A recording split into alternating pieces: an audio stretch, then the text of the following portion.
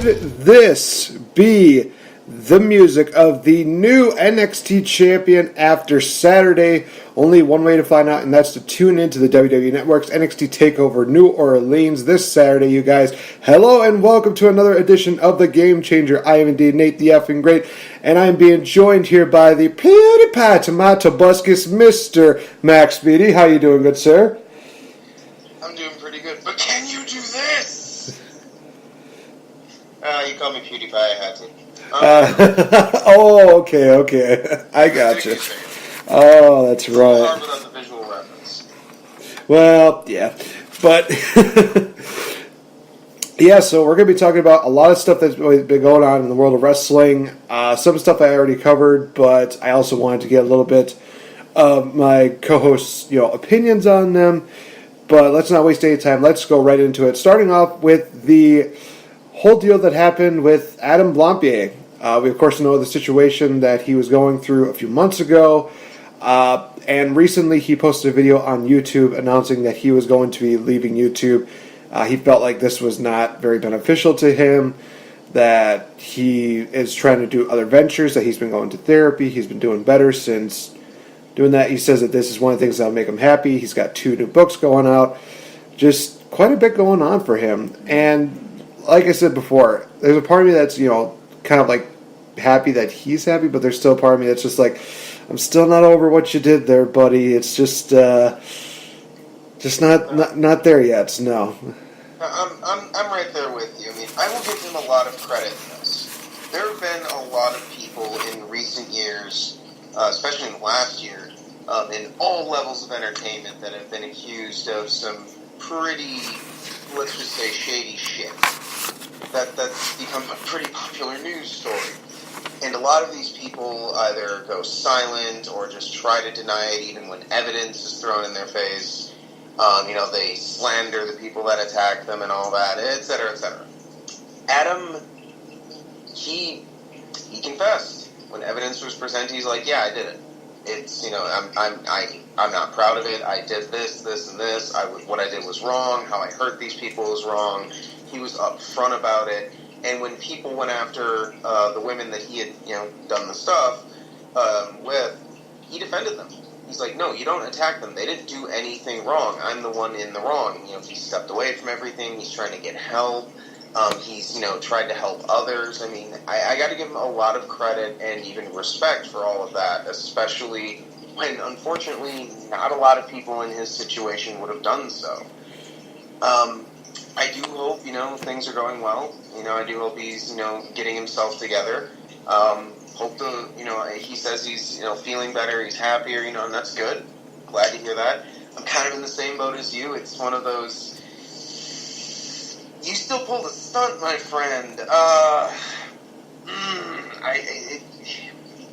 It's one of those things, and given his reaction to it, that I don't think he'd want people to forget it. I don't think he'd want people to ever fully get over it. Just the way he talked about it, like, this is wrong, you shouldn't do this, you should do this. I think he would want the whole thing, since it's on such a public scale now, to be kind of like a learning moment, And I think because of that, I don't think I'm going to forget it.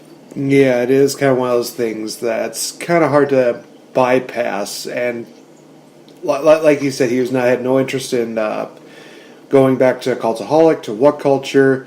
I at least gave him credit where credit was due, because I did say that he was actually one of the reasons why I started doing like the rebookings and all that kind of stuff, because I thought all that stuff was entertaining. I try to look on more like that positive aspects. Like I go back and I watch a lot of those videos just for inspiration and kind of getting the motivation to be like, hey, this is kind of what it takes to really make these videos great. Like I said, I look more in the positive aspects. I think it's not in the same retrospect, but I kind of can compare this situation like with the whole situation that happened with Chris Benoit, where a lot of people are just blacking him out completely. For me, it's hard to really do that, because I have so many fond memories of his matches, everything that he did.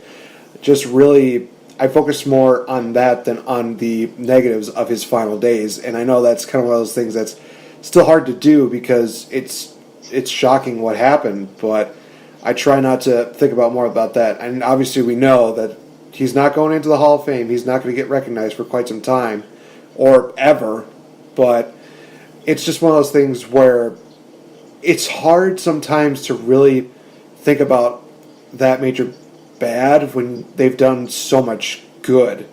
You know what I mean? Oh, no, I agree with you. I think with Chris Benoit, his contributions to, just the industry, and I think for me a big part of it, the part of it that makes it gives me less of an angry reaction and gives me more of this is just sad, this is just a tragedy, is, the doctors that came out and said, he basically had the brain of a 70-year-old Alzheimer's patient. I'm like, he was in his, mid to late 30s? Yeah. I mean, I'm in no way trying to justify or condone or make an excuse for what he did, but it doesn't give me that anger reaction, and I kind of feel the same way about him the way I do a little bit with Adam. It's something we shouldn't forget. This is the reason why it's it'd be really cool to see someone do a diving headbutt or those unprotected chair shots to the head or everyone doing pile drivers and stuff, but then you look at Chris Benoit and you're like, no, it's not worth it. Even if things don't go that far, it's not worth the damage.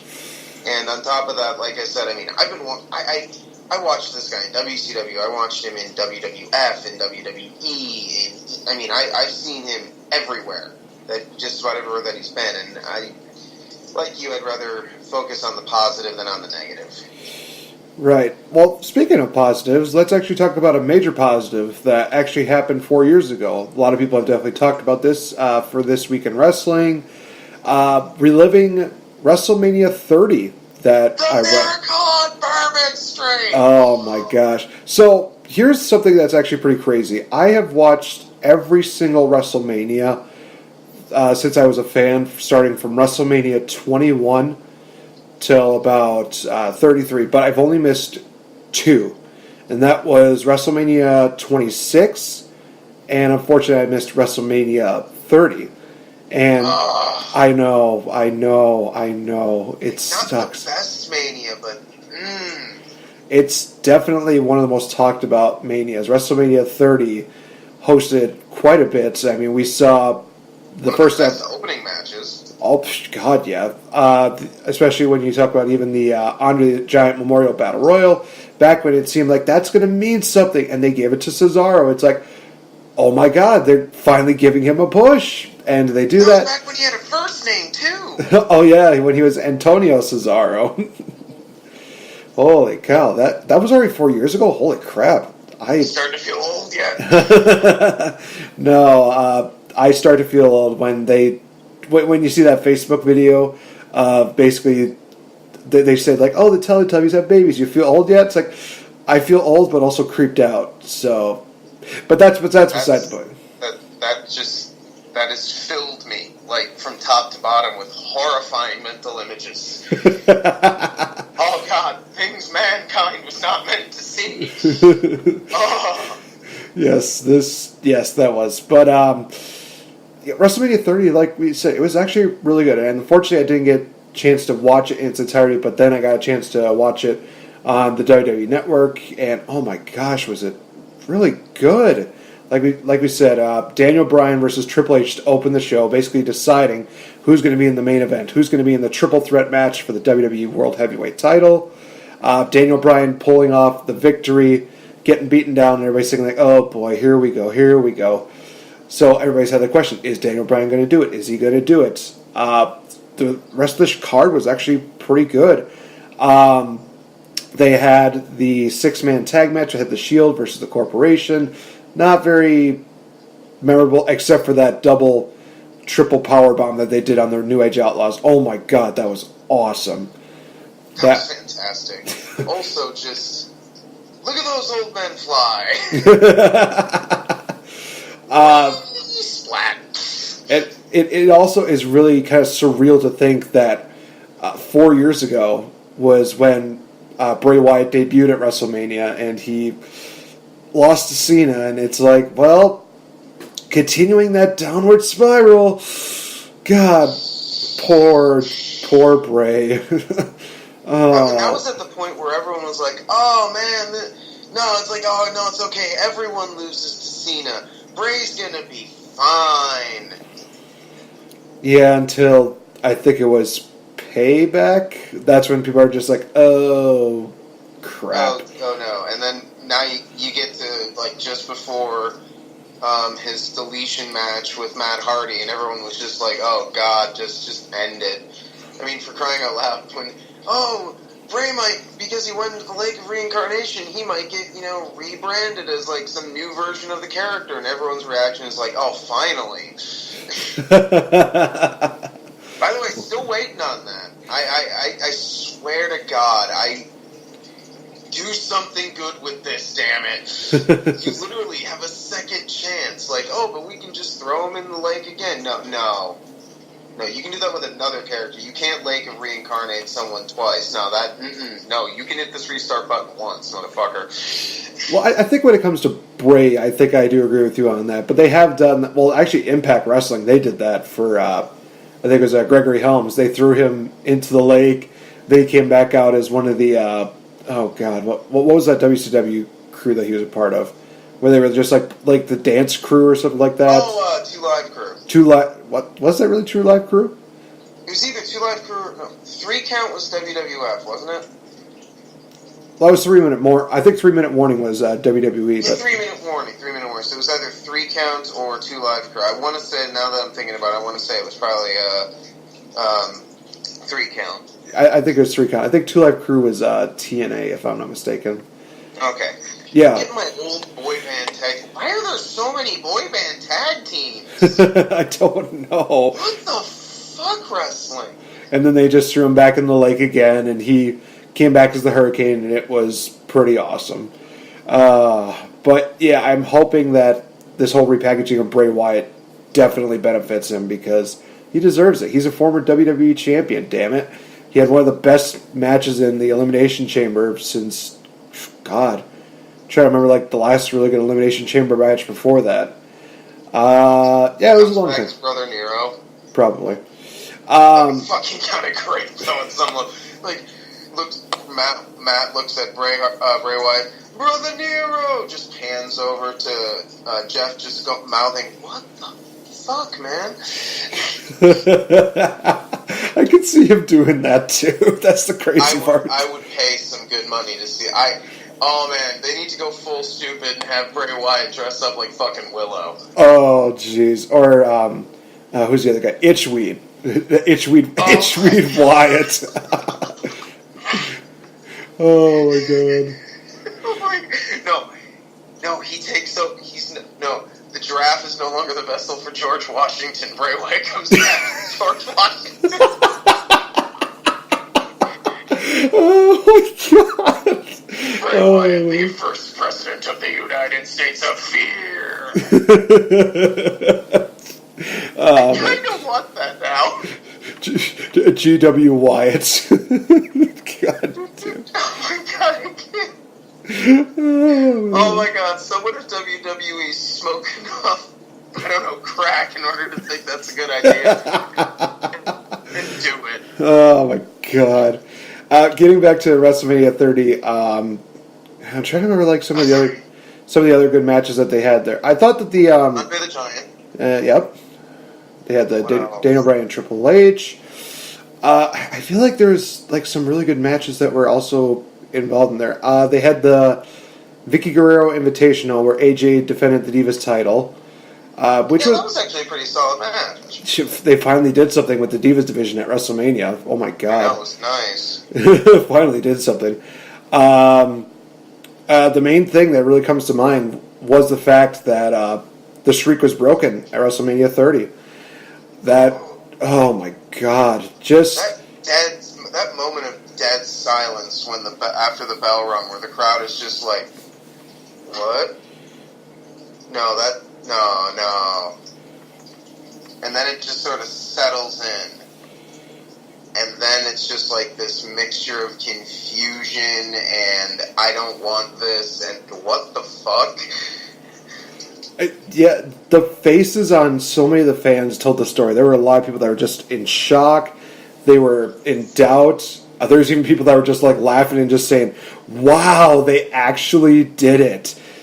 It was very surreal. And honestly, I even watched that matchup, and I had to watch, I think, that those final moments at least.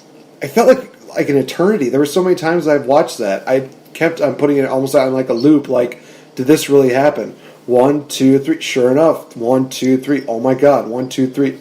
And like you said, it kind of is one of those things where it's like a denial deal, where it's like, that didn't just happen. That was just. I think that they screwed up there, and then people are saying, "Nope, that's what happened. That's what happened." It's like, what? Just they what?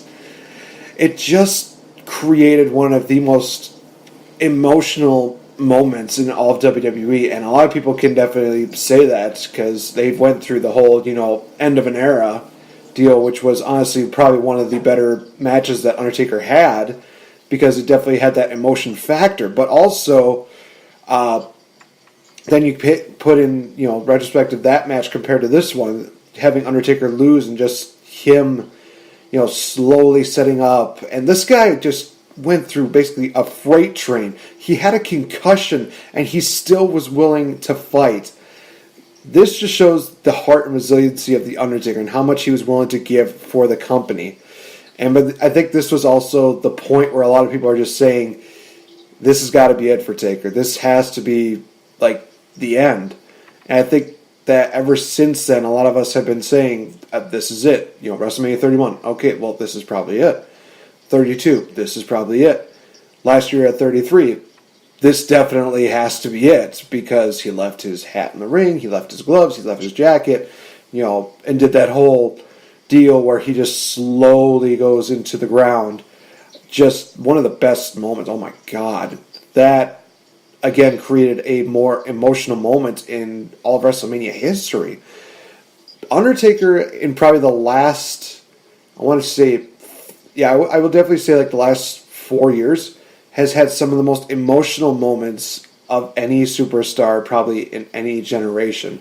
From losing to the streak to having, that whole deal where he leaves WrestleMania, he goes underground, never to be quote-unquote seen again unless it was on his wife's Instagram, but kayfabe, people, just shut up.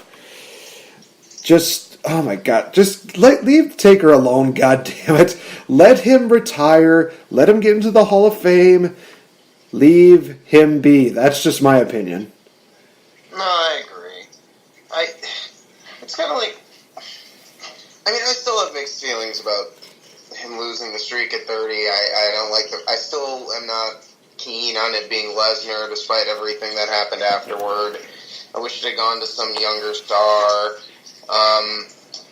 Obviously it's not his or Lesnar's fault, but the match is kind of not good. I get it. Old guy, concussion. Lesnar only really knows how to go with someone at 100%. He's not at 100%, so Lesnar's like, the fuck do I do? I get it. But still. But damn, just after the match, that when it sets in, you're just like, the fuck? And then him leaving the ring last year. And it kind of makes this whole Cena thing feel really weird this year. Like, everyone's like, oh, they're totally going to do a thing where Cena gets in the ring, and he's like, this is where I would have had a match with you, Taker. And then, oh my God, Taker shows up. I'm like, but do we really want that after last year? Like, really? Like, I get it makes the last few weeks of Cena coming out on Raw completely pointless, because then he's just, oh, I'm in the show as a fan, and he's, like, sitting at ringside or something. But whatever, they could probably do something cool with that, like have him be, like, a little WrestleMania ambassador, or do something with the fans. That'd be fine. Let them, let it be. Just let it be. Even though I just fucking know he's gonna come the fuck out, and it's gonna be Biker Taker, and he's gonna play him out with Kid Rock's American Badass. And why is Kid Rock going in the Hall of Fame? And I need to stop before I scream. What's kind of interesting is that I actually did have a thought as to what they could actually do for WrestleMania instead of putting in The Undertaker. They could actually do like a major swerve with this because they do actually have a couple stars rumored to be coming back because they have been injured for a while, but they're actually recovering faster than possible. Big Cass is one of them that has been rumored to be around. Alicia Fox. Trying to remember. I think there was another one that was coming on. There's another one other than the last one that I had, who would really make sense in this one. And let me just paint a picture for you. Cena comes out. He's calling out The Undertaker, trashing him and blah, blah, blah, blah, blah. We get The Undertaker's music, lights dim out, and next there's a dark figure right behind John Cena. And the dark figure actually grabs Cena by his throat and just starts choking him and choking him and choking him. Cena passes out. The dark figure removes its robe, and it's Samoa Joe. Can't tell me that you would not want to see Samoa Joe just troll the fans and just say, hey, you don't have to worry about Taker. You got to worry about me, bitch. That would be awesome. I have an idea of my own, though. Go for it. Okay. So, Cena's, they're doing the whole thing where Cena's in the crowd, he's with the fans, he's watching WrestleMania as a fan. Every once in a while, we cut over to him, and we're getting, his genuine, real reactions. Because I think one thing people do forget is that, Cena, he did some other stuff before wrestling, but he's been a wrestling fan since he's a little kid. I think it'd actually be really cool seeing him react to WrestleMania, personally. After all that happens, eventually, he's getting out in the ring, and he's calling out Taker, maybe he trash talks him a little bit. And then this music that we're not familiar with hits. And I'm not going to say who the wrestler is until we get to the end of it, right? But the guy comes out, and I'm pretty sure the crowd would, pop pretty big for this. He comes down the ring and he says, John, I get it, you want a match at Mania. I get it. But you're focusing way too much on the past. It's time to look to the future. And he sets it up so that the two of them have a match right then and there. And so that way, we wind up having, again, with that idea of looking towards the future, we have John Cena versus fucking Ricochet. Ooh, boy. That would be absolutely insane. I mean, honestly, maybe that would seem likely, maybe not, but at the same time, he is... I don't think it's going to fucking happen. I don't think there's a chance, but it's just sort of like, John Cena's been real dope, especially the last couple years. Works really good with young guys. We just got Prince Puma. Let's fucking do that. Let's just, do that. It's like, but wouldn't that take away from AJ Styles versus Nakamura? The fuck you saying? We would at that point have a card with Ricochet versus John Cena and AJ Styles versus Shinsuke Nakamura. You don't get to complain anymore. You get to sit there, shut up, and scrape your jaw off the floor and appreciate the goodness that is happening before you. Hard to disagree with that because, that's just beautiful. That is literally beautiful. It could though happen, especially if Ricochet were to win the North American Championship, which we'll definitely talk about a little bit later on in the show because we'll definitely go into predictions for TakeOver as well as WrestleMania for Mr. Max Beatty. If you want to check out mine and SoCal Val's do the one that was from last week. But, I just think that would be really awesome to do that because then you're, promoting, as you say, the future of wrestling. And we're just saying, the past is the past. We're looking to the future. Future is now. Let's get some of these young guys a chance. That's the way I see it. So... I actually just realized that tonight is actually going to be the WWE Hall of Fame induction ceremony. I actually totally forgot about that. Holy crap, so did I. I think I might have been just blocking this one out because, it's like, okay, we're going to have Jeff Jarrett in the Hall of Fame. Not a fan, but I can see that. Okay, that's fine. Except that we're having Kid Rock in the Hall of Fame. Why would you betray me like this? What have I done to you, WWE? Did I go too far when I criticized you at one point? Have I gone too far with the Vince McMahon is crazy jokes? I'm sorry. I take it all back. I swear to God, just don't play American Badass for Undertaker, please. Please. Well, I highly doubt that's going to end up happening. But let's at least go through some of the people that are going to be inducted into the Hall of Fame. Actually, there's actually a really good bunch of people here. They have actually the legacy wing for the Hall of Fame.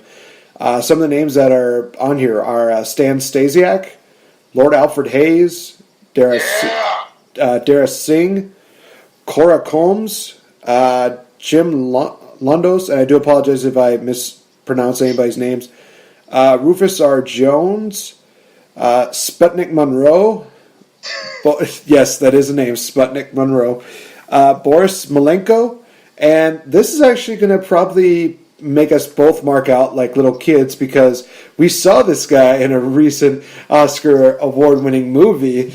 El Santo is going to be in the legacy wing of the Hall of Fame. See? as soon as, and honestly, I did react how you predicted I would react when I saw that in Coco. I told you, man. It was fantastic. I'm like, yes, and everyone in the movie treats it like it's a big deal because it would be. Not even for just like a wrestling thing, like, oh my god, he's the Hulk Hogan of like old school Mexican wrestling. No, dude's just culturally relevant. Like, man, that's actually important. Like, that's actually kind of cool that they did that. And oh my god, about damn time. I like this legacy wing idea now. This is fantastic. El Santo, heck yeah.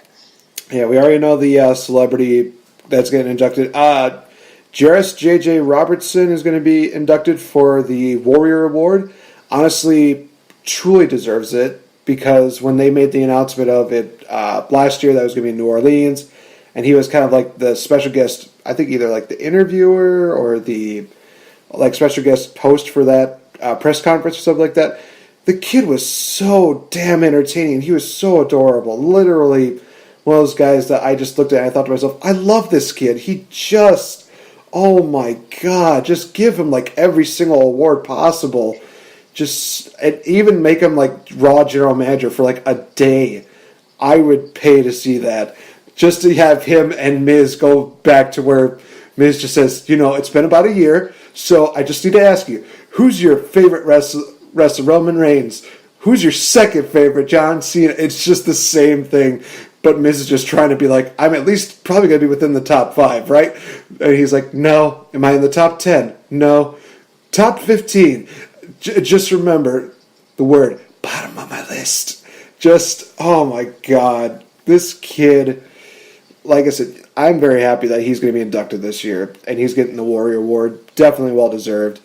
Just, like I said, so damn entertaining and so adorable. Just give him every award possible. No, hell yeah, I agree with that. Before I keep gushing over him, I should move on to some of the other ones that they have. The Dudley Boys will be inducted into this year's Hall of Fame, well deserved, by Edge and Christian. Now, if they have the Broken Hardys make an appearance during the induction speech, and maybe they do like this massive like 5-second pose with the Dudleys, the Hardys, Edge and Christian, that's how you would make the Hall of Fame that much more special. I think I might die from nostalgia overload. I couldn't. Like, oh my god, it is the 3 Attitude Era tag teams, especially late Attitude Era tag teams. Oh my god, they're all together on the stage. Oh my god, they're the Broken Hardys. Oh my god, the 5-second post. And I'm just dead and gone, but I'm dead with a smile on my face. About as dead and gone as Bundy seeing a hot lady from Married with Children. Oh my god. Yeah. Nice little outdated reference. Slightly outdated references. We got them. Ding. Oh my god. Of course, Mark Henry will be also going to the Hall of Fame, be inducted by The Big Show. So, well deserved. Mark Henry definitely deserves it. Hillbilly Jim, inducted by the Mouth of the South, Jimmy Hart. Well deserved. As we mentioned, I just want to hear Jimmy Hart talk. Even when I was a kid, I loved listening to that guy.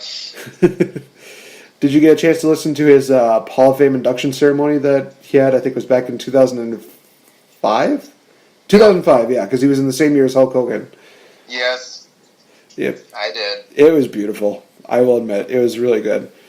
Just everything that he talked about, from people he talked about Shawn Michaels still using the theme that he wrote, and just talking about how the McMahons were very supportive for him, and how he just, all the teams and all the superstars that he managed, he was indeed the man. He's the guy who is the manager of champions. I don't care what anybody says. Just give this guy every award possible. Jimmy Hart, you deserve it. Also, yep. The best, worst suits ever. I see what you mean. I remember now. I forgot about those. The team-themed, spray-painted suits. So ugly, so garish, so stupid, so completely, wonderfully amazing. I'm starting to remember those now. Being a kid, I wanted one of his Hulk Hogan ones. Oh, man. Just good memories. Jimmy Hart, should Jimmy Hart just have, his own little section in the Hall of Fame? Just Jimmy Hart manager section. I think somebody would be down for that. Oh, no, well, obviously, we should he go in his own wing? Of course he should go in his own wing. Well, who's the second inductee for managers? Paul Heyman? No shit, Sherlock. Speaking of him real quick, did you hear that might be coming up on his last night in the company soon? Actually, yeah, we'll talk about that in just a minute, because we still got about a couple more. Jeff Jarrett getting inducted, as we mentioned before, by Mr. Road Dogg, Jesse James, That's fitting. It is very fitting. He was the roadie, after all. Yeah. Remember, kids, it was the roadie that was singing Not With My Baby Tonight, not Jeff Jarrett. Well, maybe. God damn it, I feel so fucking old right now. 1995 and shit. Hey, I just made a Married with Children reference, and that was 1980. That was probably 1987, but, Still. Oh, now I'm just remembering the white cowboy hat with the giant neon JJ letters on it. Why, brain? Why are you doing this to me? Why has your brain forsaken you? Who knows? We've got Ivory going into the Hall of Fame, inducted by Molly Holly. Fuck yeah. And you, of course, mentioned Paul Heyman. He is going to be inducting the headliner Hall of Famer, that being Mr. Goldberg himself. Despite what a lot of people have said, he definitely does deserve it. He's created a lot of moments in WCW and some unforgettable moments in WWE. I mean, last year, oh my God, he's had perhaps some of his most memorable moments just last year, in the last year, than so many other people. Beating Lesnar in what was it, almost 2 minutes, 3 minutes? No, it was less than that. It was a minute 40 something, I think. Something like that. Then he had a pretty good performance at the Rumble, defeating Kevin Owens, which everybody called, but everybody was pissed off about. But it was all worth it in the end, because we got to see Brock Lesnar versus Goldberg. Never thought we'd say this, which was one of the best matches of this past year's WrestleMania. Holy crap.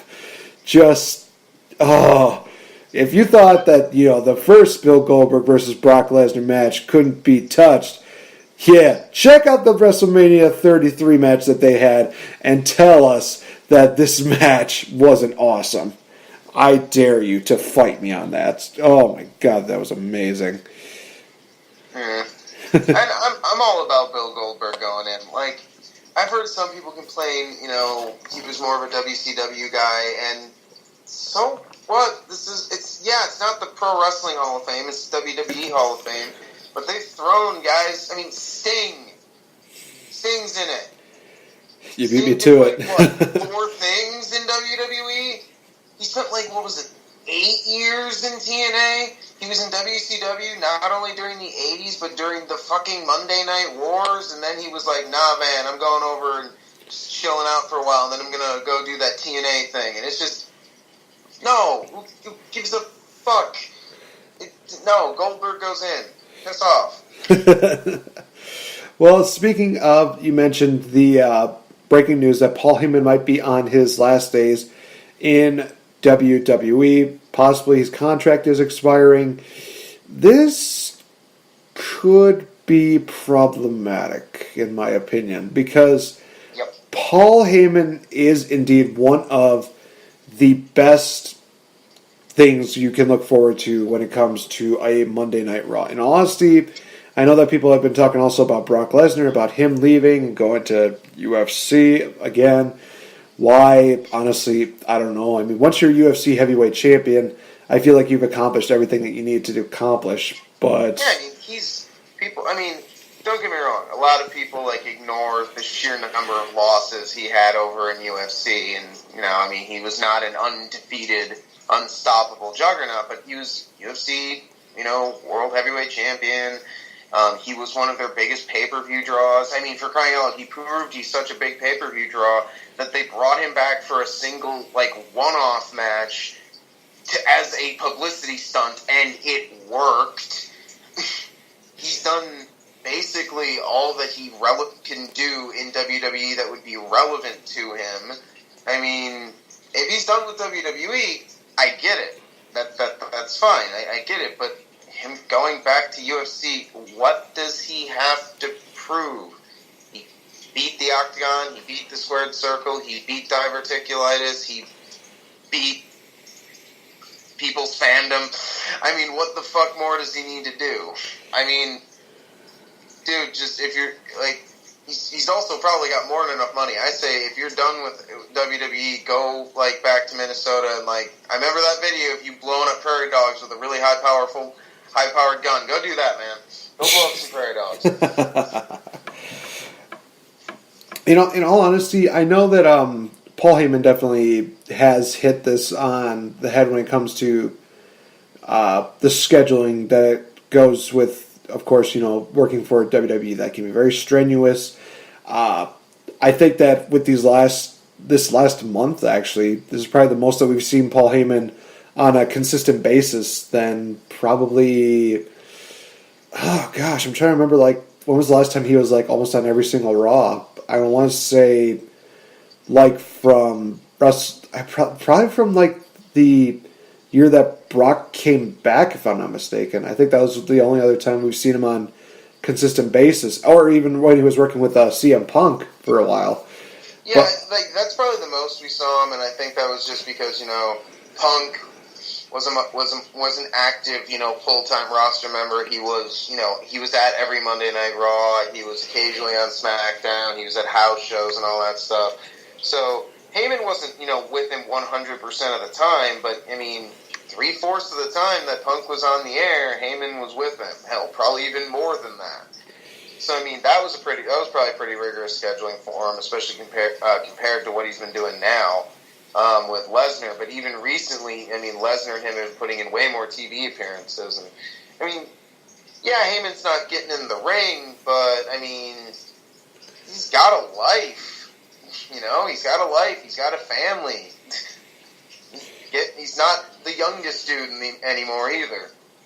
Yeah, he really isn't, but I think it would just be a loss if it was just the ending of the final days for Paul Heyman. In all honesty, this is what I would want. I would love to see WWE offer Paul Heyman a part-time contract, but not as a on-screen character or anything like that. I would love to see him actually work with some of the wrestlers backstage a little bit. Maybe it's a once-a-week deal, and he's got, maybe Vince has somebody in mind where he just says that, we need to make this person look strong. We need to make, let's see, Mojo Rawley. Let's give him some kind of good talking deal. Have, Mojo Rawley work with Paul Heyman, so that way Paul Heyman could, talk to him about, his promo skills, basically saying, hey, what do you need to get across? How do you want to get across? And what is the final thing that you want them to remember you by? And, again, of course, Mojo Rawley is just basically a name I just threw out there, so no disrespect to Paul Heyman, but I know he can do better than Mojo. But I'm just saying, if they're looking for, big stars to really push to give them, proper handling, put them in the hands of Paul Heyman. Let him, be the voice of the voice. Let him be the one to help them create better promos. In all honesty, I would even love to see him work a bit with Roman Reigns and help him improve his promos.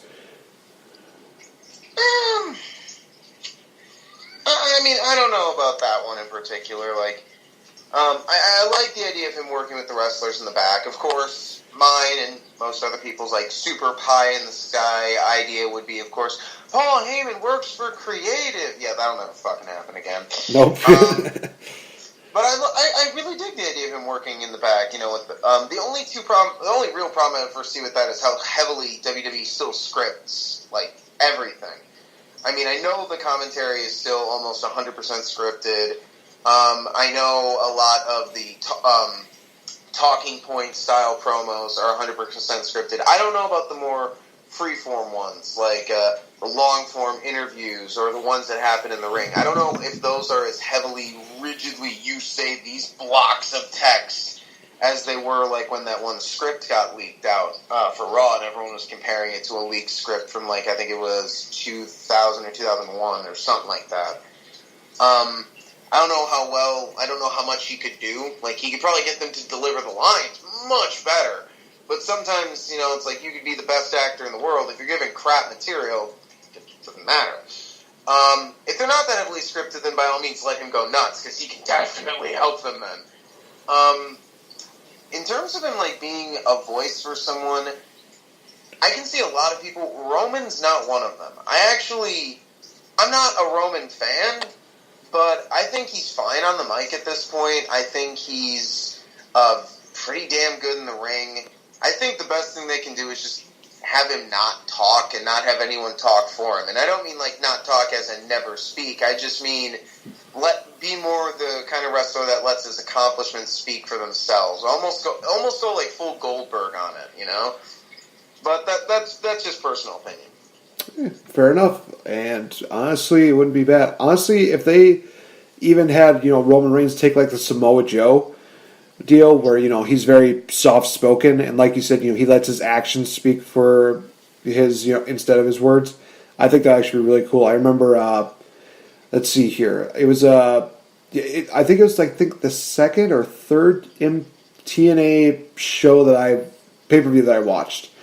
And there was a backstage deal where Jeremy Borash was interviewing Samoa Joe for his tag team match with Sting against Steiner and Jarrett, I believe it was. Yeah.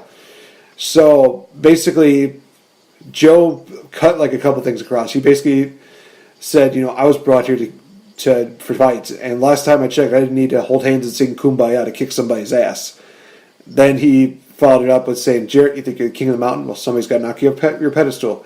And as for your muscles, Scott Steiner, Scotty, basically talk about, you know, you talk about beating down careers.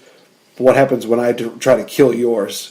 Basically, he hit like 3 points, all in a matter of at least, I think I want to say, like a minute and 30 seconds. It was very fast. If he were to do that, Roman would probably be more liked by the fans instead of doing, you know, this whole, like, you know, when he did the whole, you know, such a, you know, succotash, son. Just don't let him do that again. That was bad. But I think, you know, when he's basically just calling Brock Lesnar a bitch, that's cool. That's something that's basically saying, yeah, this feels like real Roman. Let him talk tough. Don't let him do like prolonged deals, but let him talk tough. Let him say that, you know, yeah, I know what you are, and you basically are, you know, basically going to ended up being my bitch. You're basically going to end up being my whipping boy. Let him do that. Oh yeah, I've actually really liked this feud with him and Lesnar leading into WrestleMania. First off, we don't have that silly-looking tug-of-war like they did last time they pulled this shit. Oh my god, where they just stood in the ring and, like, tugging on the belt. What the fuck, guys? Like, I like what Roman's been saying. I like, you know, him saying, you know, like, Brock Lesnar's never fucking here. It's like, you know, he doesn't respect me. He doesn't respect, you know, the fans. I like the way they brought in Vince McMahon for that. Him, you know, marching back into gorilla position.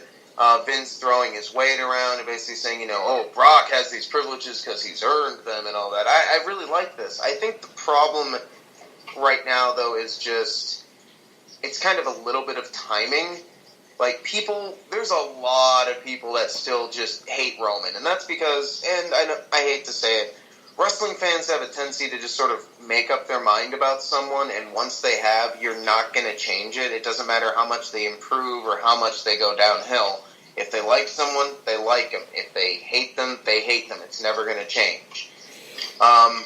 If they had done this or something kind of like this, at a point where Roman had a groundswell of support, like he did years ago for a hot minute, or just, I don't know. I mean, I think it's just funny that the crowd is booing this, a lot of them, and cheering Brock when he's been beating Reigns down, when Roman's been saying what a lot of the fans have been saying. Like, they basically got him as your mouthpiece now. He's saying he's cutting a lot of really short, to the point, very just in-your-face, intense promos, which is what he's good at. He's better in the ring. Like, don't get me wrong, this past Monday where he just sort of, he just spammed Superman punches. Yeah, no more of that. We know he can do more. He can do spears. Yes, he can do the Superman punch. Okay. He can do power bombs, Niagara drivers, drop kicks, clotheslines, lariats, Samoan drops. He's thrown like 1 or 2 submission holds a couple of times. Like, he can do more. You don't have to have him spam stuff, guys. But for the most part, yeah, I've really enjoyed what they've been doing. I mean, the fans are throwing it back in their face a little bit, but so far I like it. Yeah, me too. And I am looking forward to the epic rematch that we've been waiting for. 3 years in the making of Roman Reigns versus Brock Lesnar, which we're going to get into in just a bit. But let's first go right into NXT TakeOver New Orleans, which is happening tomorrow night. 5 matches announced, well, 4, and one that's basically considered unsanctioned, which we'll start off with. I've already given my predictions yesterday, so we're just going to go into Max, your predictions here. So I will start you off with Johnny Gargano versus Tommaso Ciampa. Unsanctioned matchup. If Gargano wins, he will be reinstated to NXT. But if Ciampa wins, Gargano will be banned from NXT forever. Who have you got and why? Tommaso Ciampa. Gargano's going up to Raw or SmackDown. Fair enough. Also, just too often they like to give the face their win back, and it's like, oh, but wouldn't you want to see Gargano stay down in NXT? And it's like, I would, don't get me wrong, but I also would like to see him on a bigger stage, and I think it would be this wonderful, beautiful, just emotional kick right to your heart's dick to see him just get trucked and tossed out of NXT. Like, giving the heel the one-off like that, do it. I'm starting to realize I think I might be evil.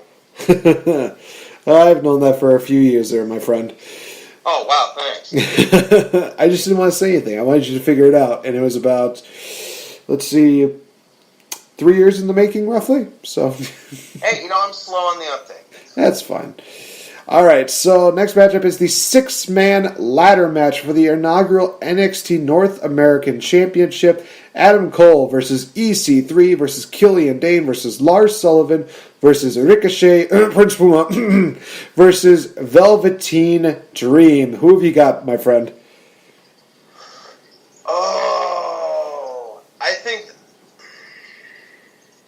I'm kind of torn. This one's tough. First off, can we talk about how many non-WWE names are in this match? Like, a lot of people have been saying, oh, NXT is basically just WWE, the Indies edition, and I'm like, no, it's not. At this point, it straight up completely is.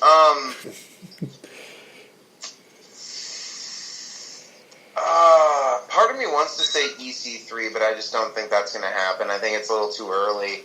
I got to go with the Undisputed Era on this one. You're going with Adam Cole? Yes, sir. Wow. Bye. Wow. I would have thought that you would have gone for King Ricochet. I mean, don't get me wrong, that'd be fucking great, and I think that's like a good backup pick, but I don't think they're going to hotshot him right from the start. I think they at least want to have him put in an amazing showing in this match, and then once it's like, okay, yeah, we get it, it's fucking Ricochet, then they're going to springboard him into something like maybe he does go after the North American title, or maybe he goes after just straight up the NXT title. I don't know, but I think that'll come later. Fair enough. Speaking of Undisputed Era, Adam Cole's going to be pulling double duty because he will be defending his NXT Tag Team Championship with Kyle O'Reilly against the Authors of Pain and Roderick Strong and Pete Dunne, where not only the NXT Tag Team Championships are on the line, but also the Dusty Rhodes Classic Trophy is on the line. Good luck picking a winner here, good sir. Who did you pick? I went with an upset pick. I went with Roderick Strong and Pete Dunne.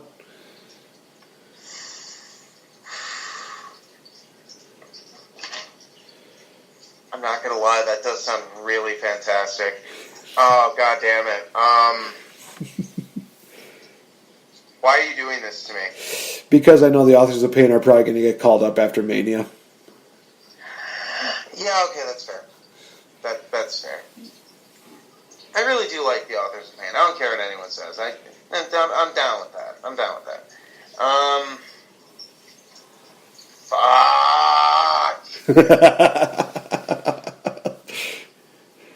I'm going to throw in my lot with you. I'm going to throw in with the Bruiserweight. Sweet. All right. It's also just because I really, really kind of want to see that. just like, can you just imagine like Pete Dunne coming out with two NXT belts? He just has like the UK belts in one side of his mouth and the NXT Tag Team Championship in the other half of his mouth. Oh my god, that's so stupid, but so great. I want that. Oh my god, I also want there to be like a blooper video, like not like a non-kayfabe, like it's completely a real thing. Like just a blooper video from backstage of him trying to do that the first time and him just not being able to do it and just dropping the belts on the floor and he's just like, fuck. Like he doesn't say anything, but maybe they have to, bleep it out, but it's just like, fuck. Told you this is a bad idea. Shut up, man. Like I want that. Part of me. God damn it, I want this to happen for the stupidest fucking reasons. Who knows? Who knows? It may happen in like a WWE 24 deal where they do NXT TakeOver New Orleans. You never know. But again, that would just be amazing. Like Roderick Strong's just watching this. Pete Dunne's just keep trying. He fails like 3 times. And Roderick's just like, this is what I'm going to have to deal with for a few months. God damn it, man. I know. Like, no, I'll get it eventually. Yeah, by the time our reign is over. Shut up! Oh, man. The last day of their reign is when he finally gets it to work. It's like, I done it! We lost the belts. 1, 2, 3. Yeah, you fucking done it, alright. Damn it. Alright, so we have the NXT Women's Championship. Ember Moon defends against Shayna Baszler. Who have you got? Ember Moon.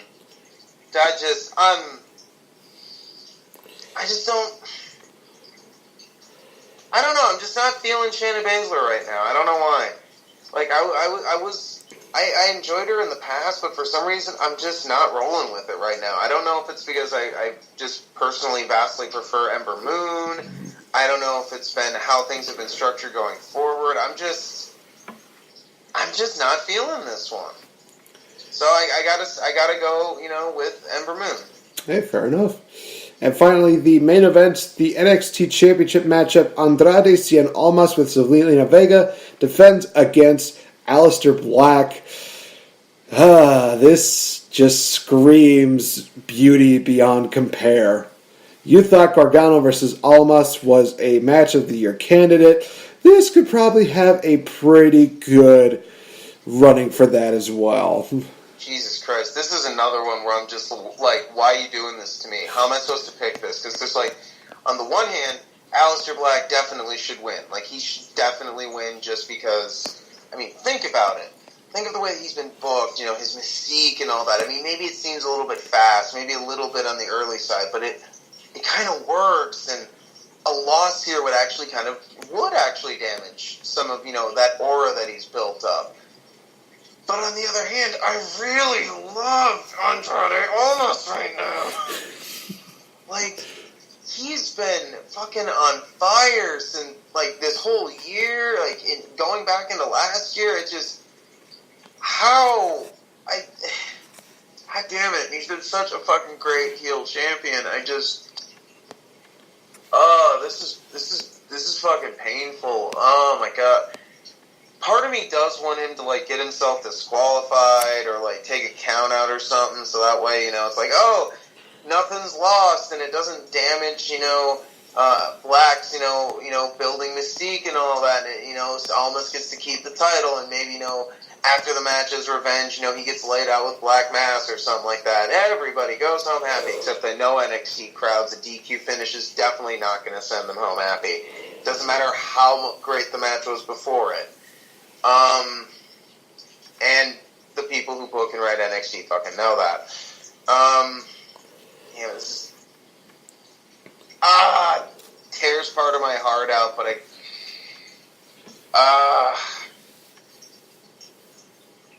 you know what? I'm going to go bigger. I'm going to go home. Fuck it. Black wins, but Almas retains. Wow. Man. He weasels out of it. Fuck it. I swear to God, if they do that, I would actually... It'd be the first time in years that I'm, like, not only fine with, but I'm, like, cheering a DQ finish or something like that. Like, yes! Almas took the count out! Yes! Why are you happy? Everything is still right with the world. Nothing changed, like I said. Everything is still right with the world. I'm afraid of change. Fair enough. Oh, boy, howdy. This is going to be a fun weekend. So, we now move on to the WrestleMania card. I'll just recap some of my predictions as we go through them bit by bit. We'll start with the pre-show matches, in which we have the Andre the Giant Memorial Battle Royal. I picked Dolph Ziggler for this one. Max, who have you got and why? And I'll make this a bit easier for you.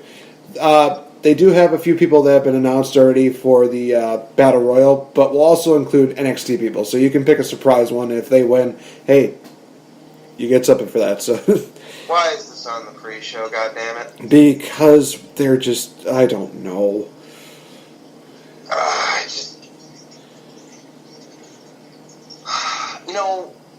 If this wasn't on the pre-show, I would link my NXT predictions to this and be like, oh my god, Gargano, he lost, he's banned from NXT, what's he gonna do? Oh, bam, he shows up and wins the fucking Andre the Giant Memorial Battle Royal. Oh my god, big WrestleMania moment, this is so awesome, yeah! No, it's on the pre-show, what the fuck? Remember when this match was a big deal? Remember when it's like, oh my god, an Andre the Giant Memorial Battle Royal, it's going to happen every WrestleMania, it's going to be like the new Money in the Bank, oh my god, and then it wasn't. Fuck them. I am way angrier about this than I have any right to be. Jesus. I don't even remember who's all in this thing. Well, so far they have announced, if I can go through the line here, they have Revival, Baron Corbin, Mojo Rawley, Ty Dillinger, Matt Hardy, Dolph Ziggler, Breezango, or as we like to call him, Febreze, Goldust, Heath Slater, Rhino, Zack Ryder, and Primo Colon. So 14 people have been confirmed so far. Okay. I feel like Matt Hardy's an easy pick right now. Like, a lot of people could see that one. Like, he's either a definitely not gonna win or assured win kind of thing.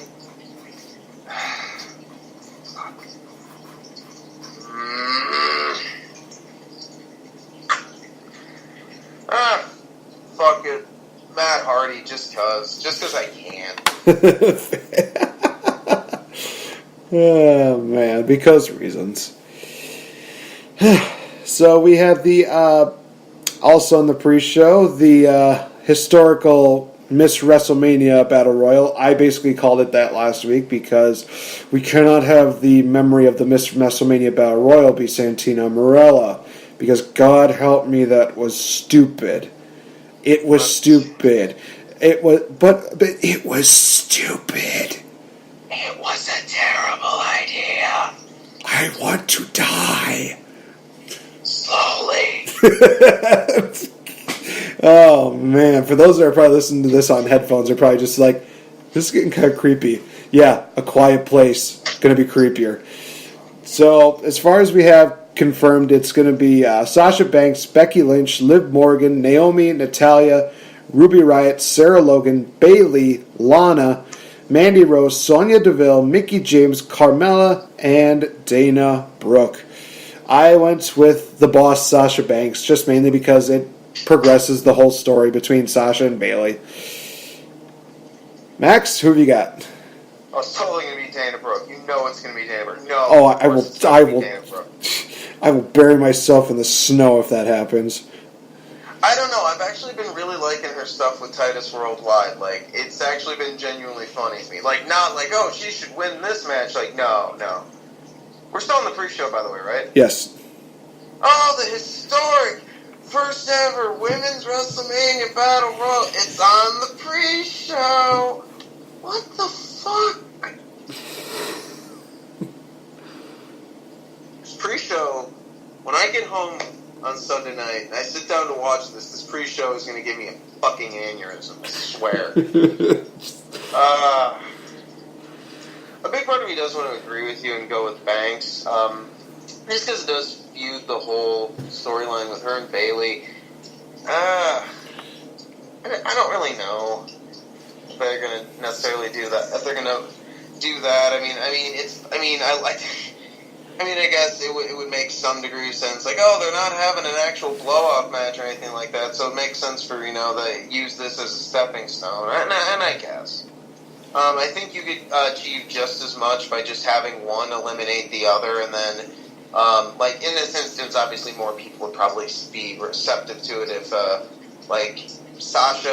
Bayley eliminates Sasha, and then Sasha gets heel revenge and, helps someone eliminate Bayley or some shit like that. I think it could be just as effective.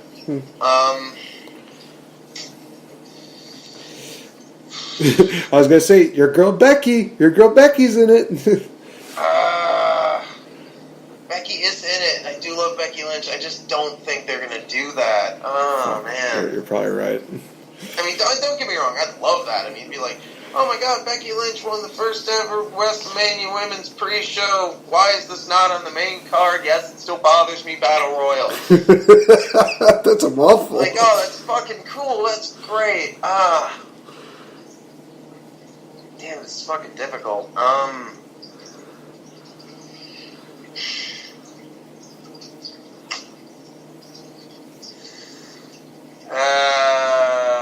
God, suddenly part of me almost sort of kind of wishes that someone like Asuka was in this, and I could just be like, I know who's going to win it.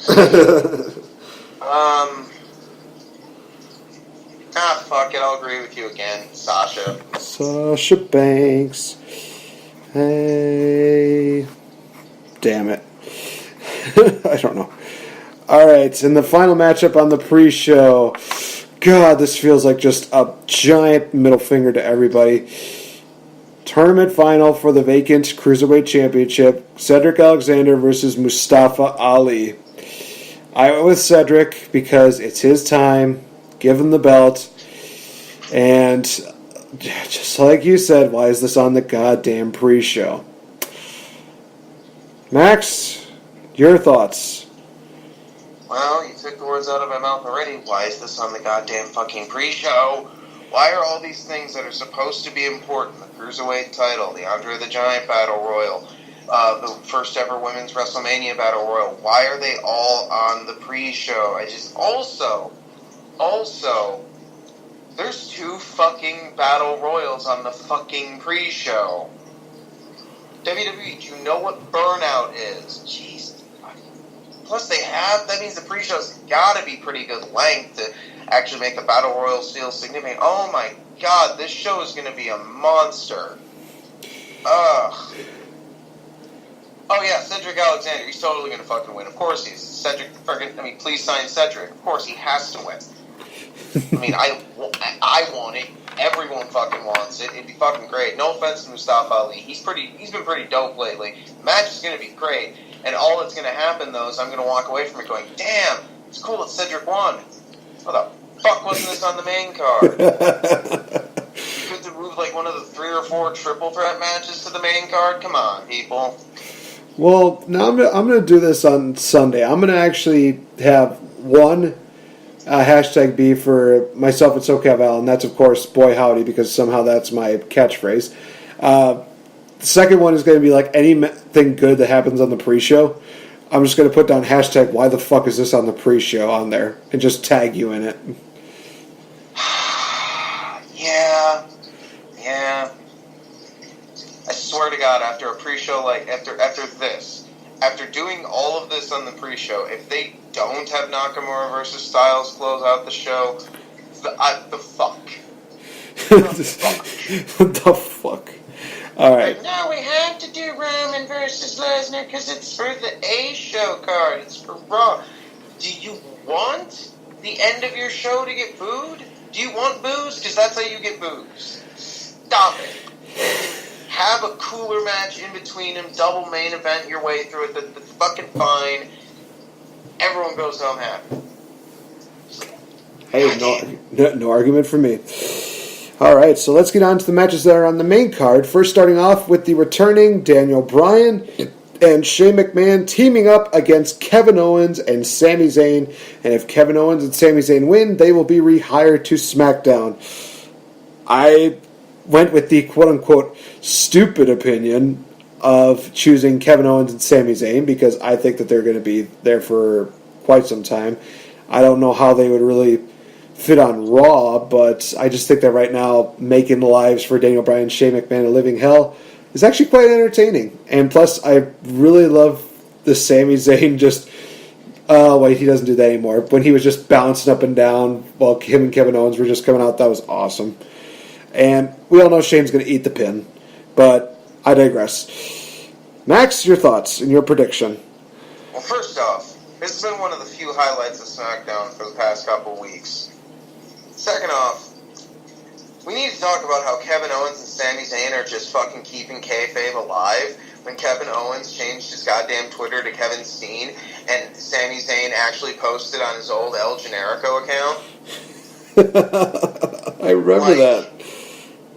I've been following both of those for a while now, and then all of a sudden I'm just like, why does it say Kevin Steen? No, oh, you clever son of a... And then I saw the Generico account post, and I proceeded to lose my shit. Oh my god, he's back from Mexico. Clearly the orphans are doing well. This is the best news ever. Oh my god.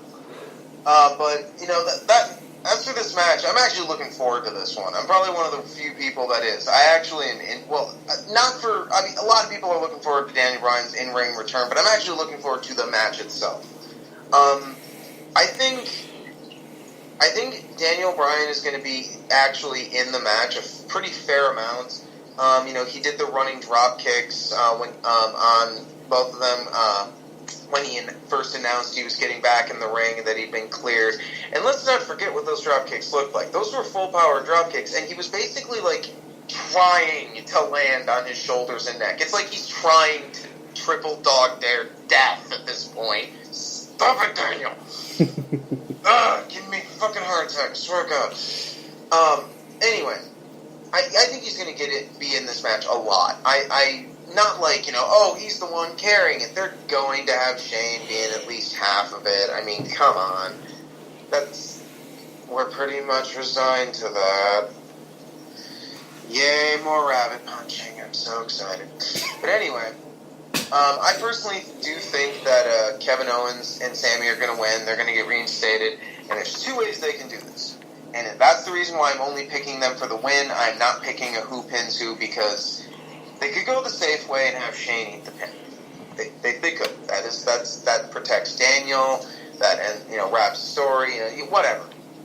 I think it would be so much better, and you could really dig in the heel claws on this one if Owens pins Bryan. If he just power bombs him, and you know that he can go down with him so that it looks brutal as fuck. It looks like he's just killing him, but in all reality, it's like fucking pillow fighting equivalent. They're both more than capable and safe enough workers that they can easily pull that off. And I'm not saying that Zayn couldn't do it, but it needs to. Zayn's offense can look realistic, but it can't look, oh my god, he's trying to kill the person. It can look like he just killed the person, but it never looks like he's trying to do it. It's just a result of it because he's fighting someone.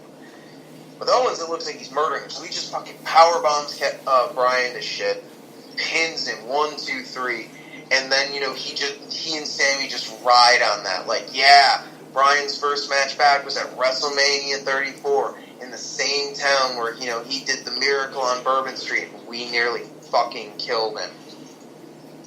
Like, I want that.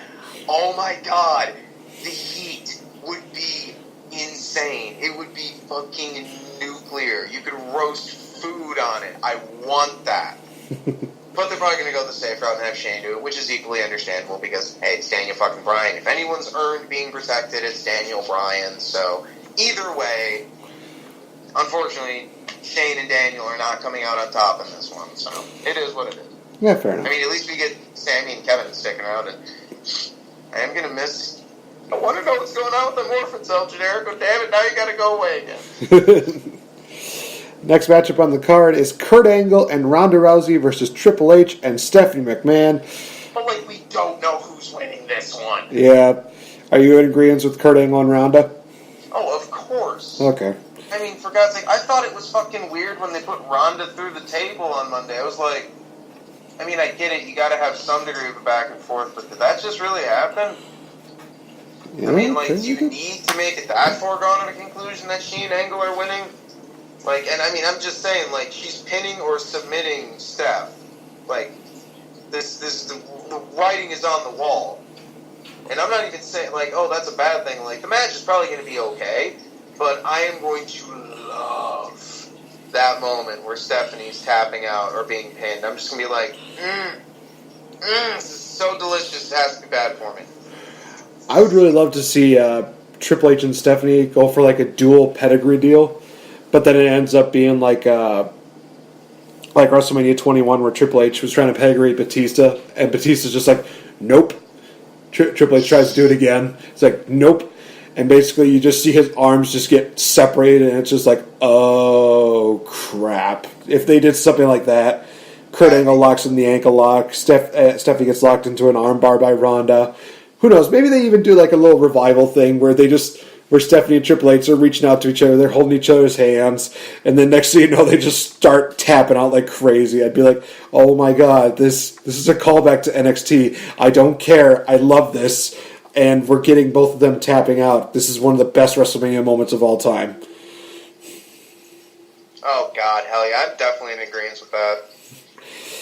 Alright, so the next matchup on the card is for the SmackDown Tag Team Championships. We have the Usos, the Uso Penitentiary, taking on the pancake-loving Booty-O's mascots known as the New Day, and the, as Val likes to call them, the blundering, bearded brothers, the Bludgeon Brothers, Harper and Rowan.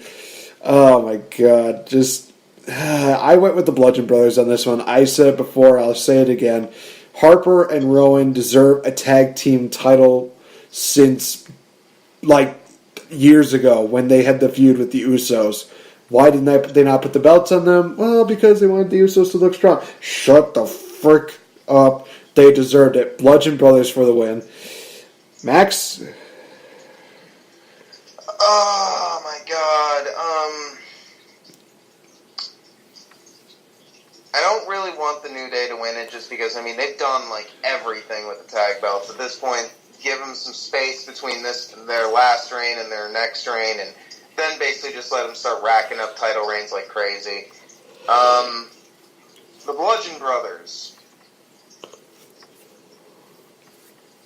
Yeah, so the Usos are retaining.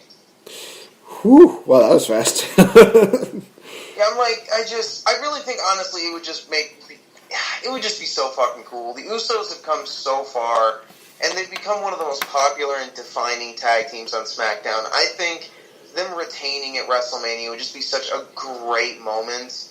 I don't think the Bludgeon Brothers are there yet in terms of crowd reaction, and yeah, Yeah, the New Day would be easy. It would definitely get the crowd lit up for at least a little bit. But I don't know. It just seems a lot more natural to go with the Usos retaining. Fair enough. I will make the argument. Bludgeon Brothers have hammers. They've been using hammers. I want to see a Lucha Underground deal where they basically cave in somebody's skull, but that's beside the point. So that's why I went with Bludgeon Brothers mainly. But I digress. Yeah, they got those. I mean, damn it. Fuck, I'm sticking with fucking Usos. Fight me. Fight me. Alright, so we have the tag team titles from Raw. We have The Bar, Sheamus and Cesaro taking on Braun Strowman and a partner of his choosing. So, two different kind of points for this, certain predictions. One being who is going to be the tag team partner of Braun Strowman and who is going to come out victorious. So, I said that it was going to be Big Cass and Big Braun. They pick up the belts. That's just who I have predicted. So, Max, who? We all know it's going to be Braun Strowman. I mean, come on. Shut the front door. I don't give a fuck. That was hilarious. I don't even care. Braun Strowman could do no wrong. Braun Strowman. Yes. Yes. 1,000% this.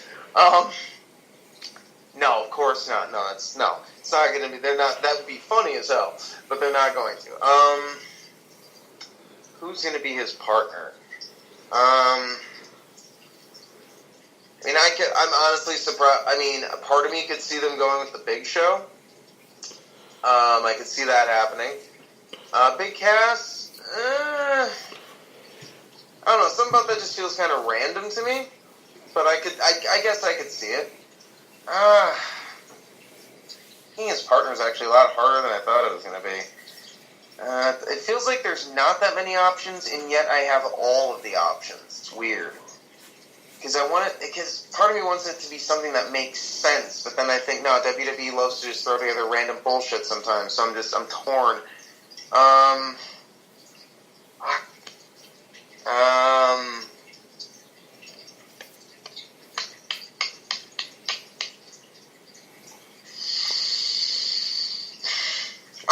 I'm gonna go cliche. I'm gonna say Big Show, and I say Big Show and Braun. Either way, whoever he goes with, Braun is going to be tag team champion. Yeah, fair enough. That's actually, I think that might actually be pretty good. Have Braun and Big and Braun. Oh God, that shirts. Big and Brawny. We're not finished. It's fucking coming. It's coming. You know it is now. All right, so we have the SmackDown Women's Championship matchup. Charlotte Flair defending against Asuka. Who have you got, Max? I took Asuka, of course. I mentioned this on Twitter, and I'll say it again. As of WrestleMania, I think it'll be like 914 days that Asuka's gone undefeated. That's like over 2.5 years that she's never lost. Right. Fucking amazing. Very much okay with that. A lot of people online have been saying that, she's gotten boring. You're wrong. Ordinarily, I'd say that it's okay to be wrong, but in your case, it's not. Please don't have children. Asuka's definitely going to win. But I'm going to make a side prediction. All right. Asuka's going to win. This is going to be one of the surprise, sleeper hits or, show-stealing matches.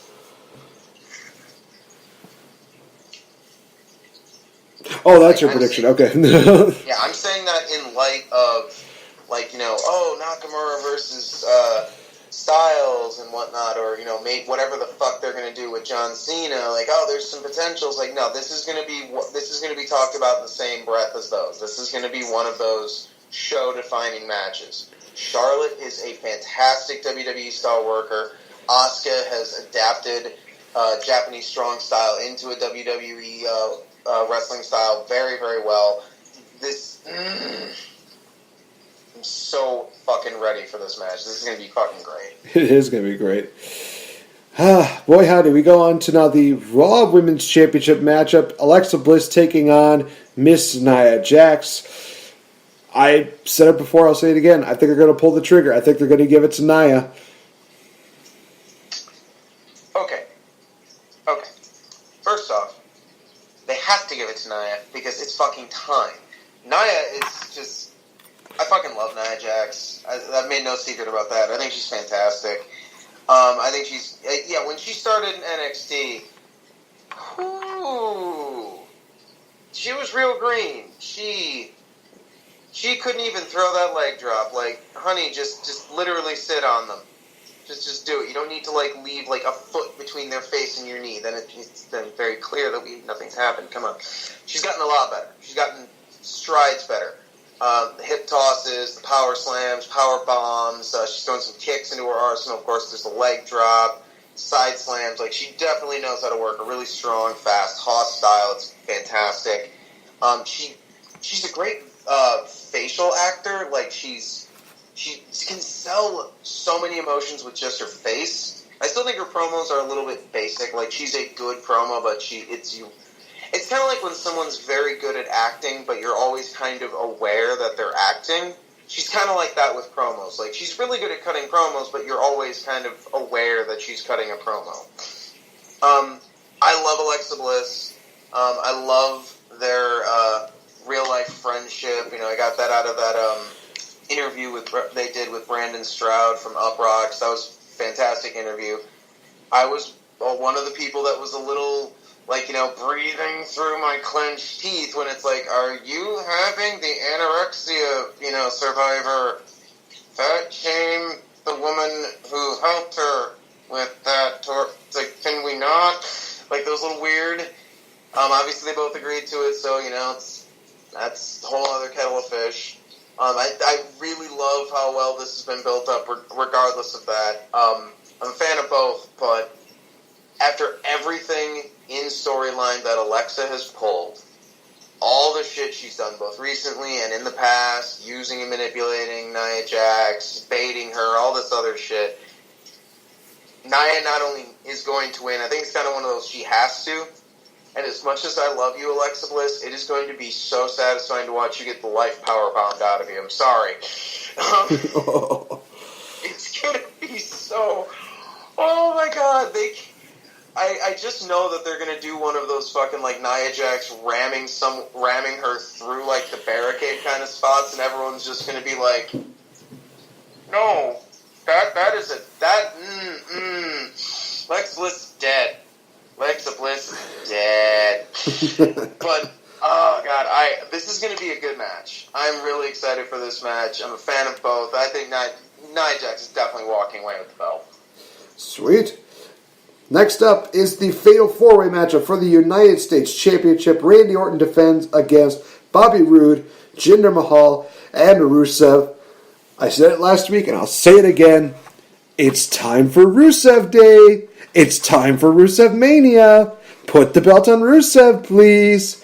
I think it's much appreciated. Come on, give him a push. Don't let him leave us. If you make him go to Impact Wrestling, I will hurt you and every single person that runs the network.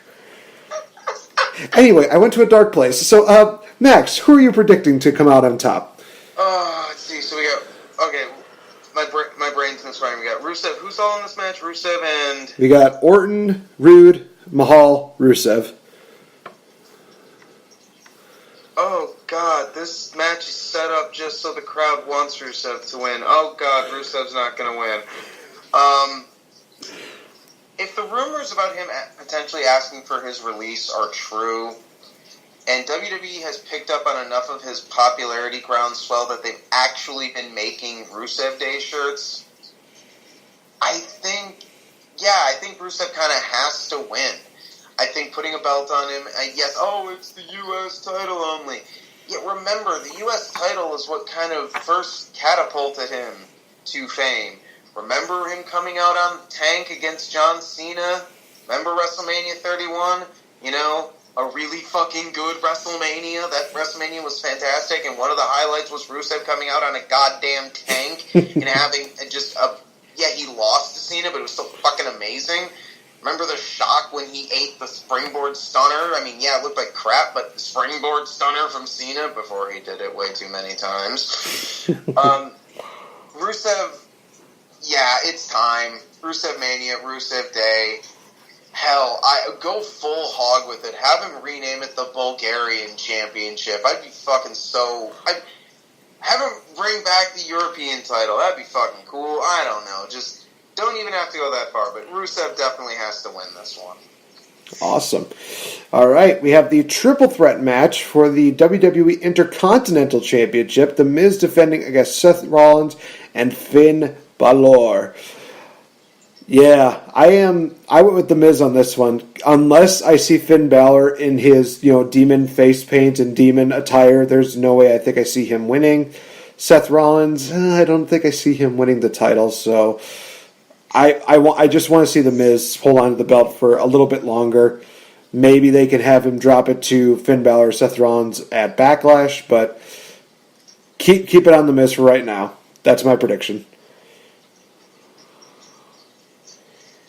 Yeah, I mean, there is a part of me that's like, oh, but Finn Balor's probably going to come out in the full demon stuff because, WrestleMania, and I'm like, Miz could always just pin Seth Rollins.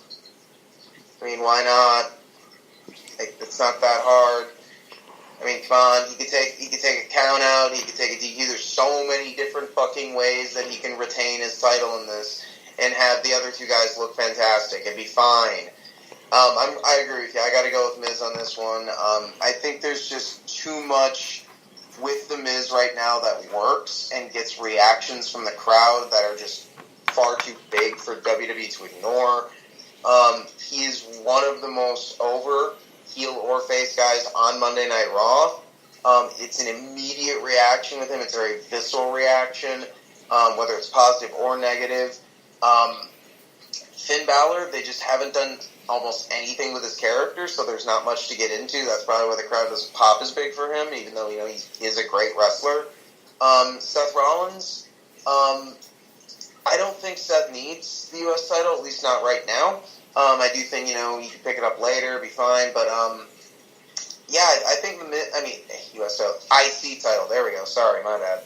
The IC title, but yeah, I think the Miz retains it. He keeps up this, greatest IC title reign of all time. I think it's too perfect. They can't pass this opportunity up. Well, the next matchup on the card, we're going to actually do this differently from what the, actual card says right here. It'll be Roman Reigns versus Brock Lesnar for the WWE Universal Championship. It's all boiling down to Roman winning it. Let's face it.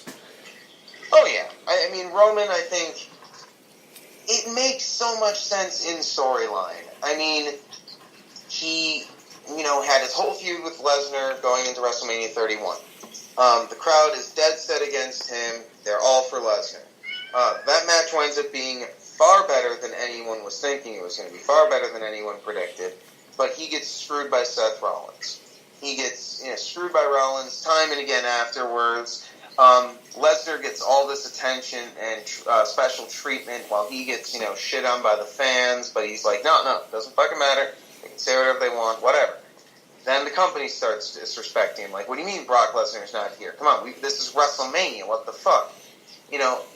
Storyline, it makes so much sense. And just to upend the apple cart and have Brock Lesnar win, and just to get that cheap, we played with your expectations, and we gave the internet fans or the Roman haters or whatever what they wanted. You don't upset the logic of your own storyline. You don't go in a route that makes no sense or leaves a story with an unsatisfying conclusion just to placate some people or get a cheap charge out of them one time. It makes sense that Roman's going to win. It's baked into the storyline from a logical onset that Roman's going to win. It's the most satisfying from a narrative standpoint conclusion of Roman winning. And again, what I said before, people get way too set into their own opinions. I used to hate Roman. Hated him for his promos. I thought he was limited in the ring, and I hated the way the company was using him, just like basically everybody else. I still don't always like the way the company uses him, and I can definitely say, there have been 2018 hasn't been, completely an uphill road for him. But I like a lot of what he says and does now. I've liked this feud, and I'd like it to end in a way that makes sense and is still satisfying. And for me, that's Roman winning. And I think, it's a foregone conclusion. Roman's going to win. It's the writing on the wall. Sometimes things are predictable because the writers don't know how to craft an engaging storyline. Sometimes, however, they're predictable because they just write and make sense. And this is one such instance.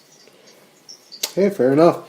And before we get on to the true main events, I actually didn't really notice this, but did you know that Asuka is actually 36? No shit.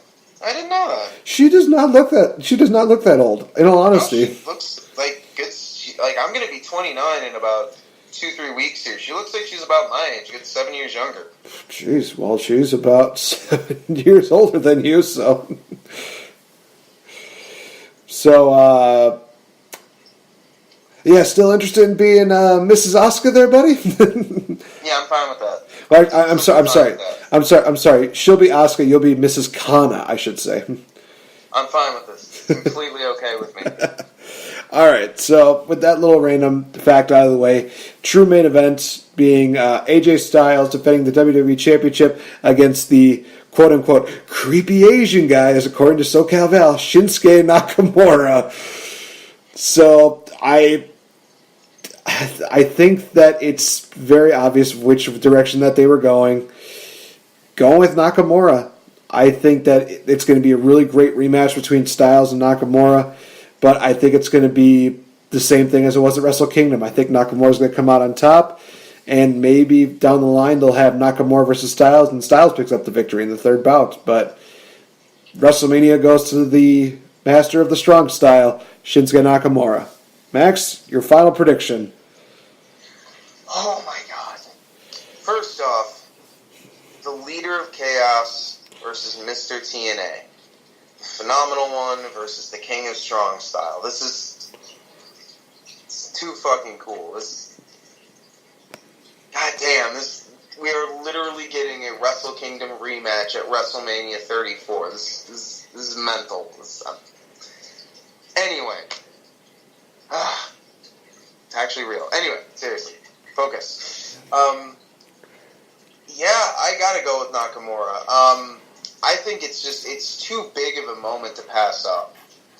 Shinsuke Nakamura, like one of the de facto guys from New Japan Pro Wrestling, one of the guys that has catapulted that company to its, current levels of fame and renown.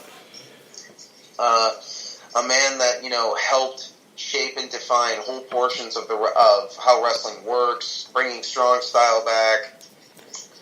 You've got another guy, AJ Styles, who is, he's defined North American wrestling. He went to Japan and just went gangbusters all over it. I mean, Nakamura, I think, has to come out on top. It makes sense from a storyline perspective. It makes sense from a presentation perspective, and it'll be a first. Like everyone was talking about, wow, at Royal Rumble we had Asuka and Shinsuke, the first two Japanese Rumble winners. I think the first world title winning, main eventing Japanese star at a WrestleMania is going to be a bit bigger. I mean, obviously it's the same person, but it's a bit more noteworthy, I think. And that image, like if they actually do it and have Nakamura and Styles and close out the show, that image of Shinsuke Nakamura holding up the WWE Championship at the end of WrestleMania is going to be one of the coolest, most surreal things I will ever see as a fan. Yeah, that is going to be a thing of beauty. And honestly, if Nakamura were to do maybe something like, I don't know, the WWE Championship Open Challenge, I would love to see him battle against Jinder Mahal and them burying their feud from last year by Nakamura hitting the one Kinshasa and beating Jinder Mahal in like 5 seconds. Oh God, that'd be fucking beautiful. It's just one of those things like Jinder Mahal's like, I've beaten you to be the WWE champion. I'm going to do it again. Ding, ding, ding. Kinshasa! 1, 2, 3. Oh my God, they just buried Jinder Mahal and Nakamura's rivalry. Wait, didn't they just bury Jinder Mahal? No, Jinder can get back on his feet. But he's not moving. He'll get back. He'll be fine. He'll be fine. He's getting stretchered out. He's just taking a nap. Whatever. We're good. We're good. It says he suffered a fractured jaw. Do you understand the things that are going on here? He beat Nakamura twice already. Just let Nakamura be the champion. Let him win. And let's just forget the fact that feud even existed. We can't. It had 2 matches on pay-per-view. Damn it. Sorry. Dark place again. No, it's okay. But, like I said, this weekend is going to definitely be a silver lining for a lot of the dark clouds that have preceded us in previous months. And it's just going to get better. I think it's going to get a little bit better from there. I know that they're mentioning the whole superstar shakeup happening probably at Backlash, maybe before Backlash. Still a lot to really look forward to. So there's quite a bit going on. So, again, guys, go check out NXT TakeOver New Orleans, which takes place tomorrow, and WrestleMania, which takes place this Sunday on the WWE Network. If you're a new subscriber, you can get it for free. They've done this for years. Just take advantage of it, you crazy cheap bastards. I'm kidding. And also, guys, the Hall of Fame induction ceremony is tonight. So be sure to check that out. I know most of you will probably enjoy it. Unlike my co-host here, which will probably think, well, Kid Rock's involved. I'm going to go bleach my eyes and then burn them. Yeah, basically. All right, so that being said, it's going to conclude another great edition of The Game Changer.